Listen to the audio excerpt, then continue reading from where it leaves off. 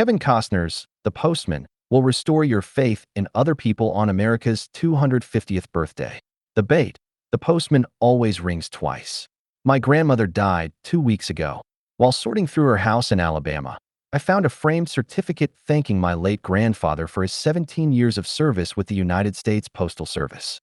Dale James Foreman died in 2008, nearly 2 decades before his wife, June, but his goodbye tension, hello pension, U.S.P.S retirement mug was still hanging in the kitchen when I arrived. More than my grandfather's time in the military, I've always admired his work for the Postal Service. The letter accompanying his retirement award praises an organization built on the service of people like you, and thanks him for helping create a happier life for our customers. It's a simple sentiment, but one that felt deeply meaningful to me ahead of July 4th. Humanity depends on ordinary people showing up for one another. And that may be the nicest introduction ever given to Kevin Costner's wildly self-indulgent 3-hour The Postman. But the director and star did indeed hit on something timeless and vital in his 1997 film. As far as I can tell, neither of my grandparents ever watched The Postman. Their VHS tapes and DVDs offered no evidence of any particular affection for Costner, much less his disastrous passion project. But rewatching Costner's oddly hopeful post-apocalyptic drama on my flight back to Los Angeles, I found myself feeling less alone because of it. Adapted from David Brin's novel and released after both the Oscar triumph of Dances with Wolves, Good, and the tabloid circus surrounding Waterworld, this singularly strange American epic imagines a wasteland where a wandering drifter accidentally inspires a revolution by pretending to be a mail carrier for a restored United States government that hasn't actually been restored at all. The ridiculous premise and its brutal reception at the time of release are enough to qualify The Postman as a midnight movie, despite it being a major Warner Brothers title from the height of Costner's fame. But the magic of The Postman as a cult object lies in the way it has since created its own kind of network. Fans recommend the film to one another when hope feels scarce, passing along its core conviction that society survives through connection rather than conquest. People aren't always moved by stories of heroes who achieve glory. Sometimes they need to hear that someone still needs them. I first watched The Postman last fall after several people recommended it to me on Instagram. Like countless viewers, many of those folks had discovered or rediscovered the film during its strange pandemic-era resurgence in 2020, when Costner's spectacularly sincere vision of rebuilding the country through public service suddenly felt a little less absurd. Not only did I love it instantly, but finding The Postman the way I did changed my programming optimism for the better. Suffice to say, my After Dark selection for last 4th of July was Brian Yuzna's Society. And if you don't know what that means, the definition of shunting will fill you in too much. The world didn't feel stable last summer. Jeff Bezos was getting married in Venice, while I was wondering whether the World Cup could even still happen in the U.S. It seemed impossible to imagine an American future that wasn't defined by isolation, distrust, and the creeping sense that every institution was either actively failing or rapidly getting there. Watching The Postman back then reminded me that different ideals exist and that powerful weirdos like Kevin Costner once championed them with enough conviction to spend $80 million to bring them to the big screen. This summer feels different. Not better, exactly. There's still plenty of fear in the air, and America's 250th birthday arrives during another profound period of cultural uncertainty. But the World Cup is happening, and it's genuinely bringing people together. Even the internet's collective fixation on Taylor Swift's wedding has felt more communal than cynical. And many of my colleagues at IndieWire lit up when I mentioned The Postman during our weekly pitch meeting. They remembered it not as the punchline of Costner's career, but as a movie that shaped their childhoods. The conversations we're having about the past feel more communal in 2026. Maybe that's why the repertory cinema scene is also exploding right now. Letterboxd, revival screenings, retro recommendations, and even columns like this one are all built on the act of passing a meaningful message from one person to another. Talking about old movies isn't an escape from history, but it can make you feel less lonely, at least. Affectionately flawed and still essential, The Postman understands that better than most. American civilization isn't rebuilt through war in Costner's film. It comes back through public service, storytelling, and a willingness to believe that somebody out there still wants to hear from you. The film's faith in those principles can seem unbearably saccharine at times, but I personally find that kind of sincerity more patriotic with each passing day. Allison Foreman, The Bite, my apologies to Kevin Costner.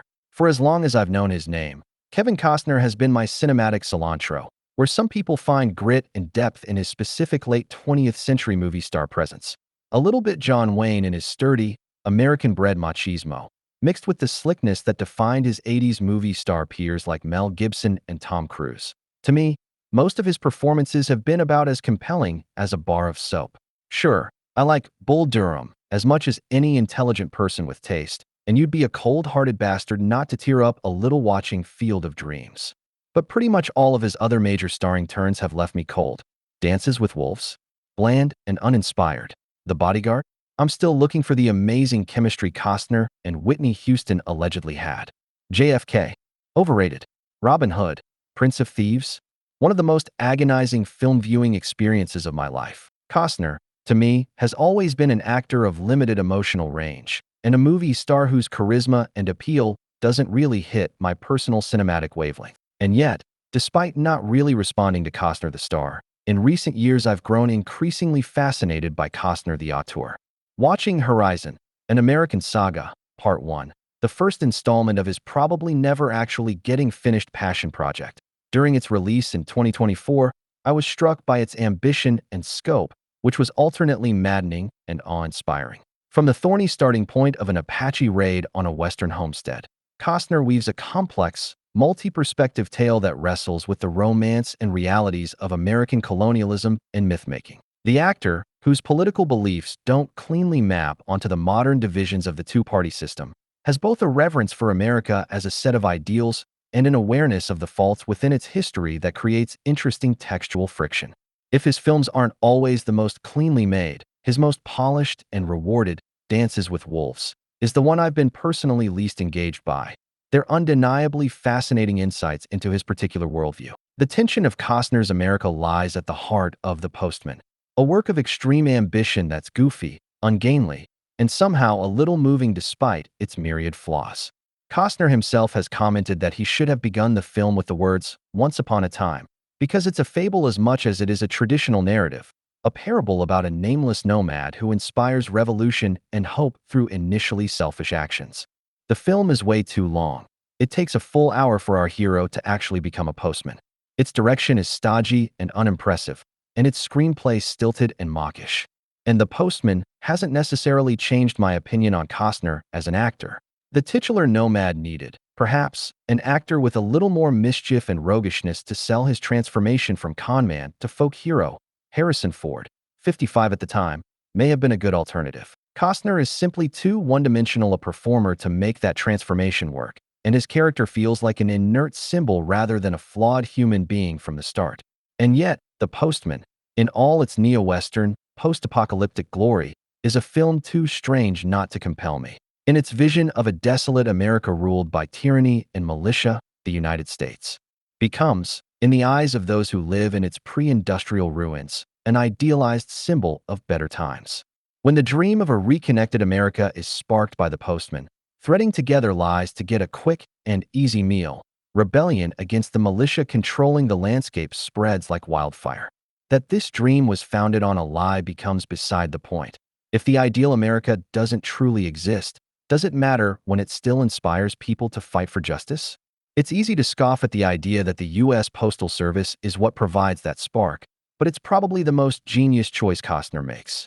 What moves the settlers and scavengers who join the new Postal Service isn't jingoism or the allure of violence, but the promise of connection a piece of mail represents. The idea that they can still be in communion and conversation with people who live hundreds of miles away. There's something sweetly earnest about the glory with which Costner shoots such an easily overlooked civil service job. A scene where the postman gallops on his horse to fetch a letter from the hands of a young boy has a grandeur that would make any John Ford Western proud.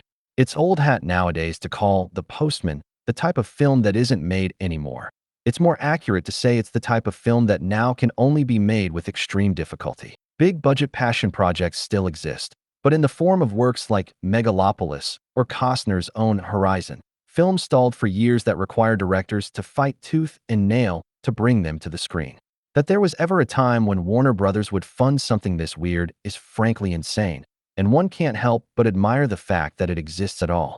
Getting a studio to fork over millions of dollars for a blockbuster about the power of the U.S. Postal Service. That's the American dream, baby, or at least Kevin Costner's version of it. Wilson Chapman.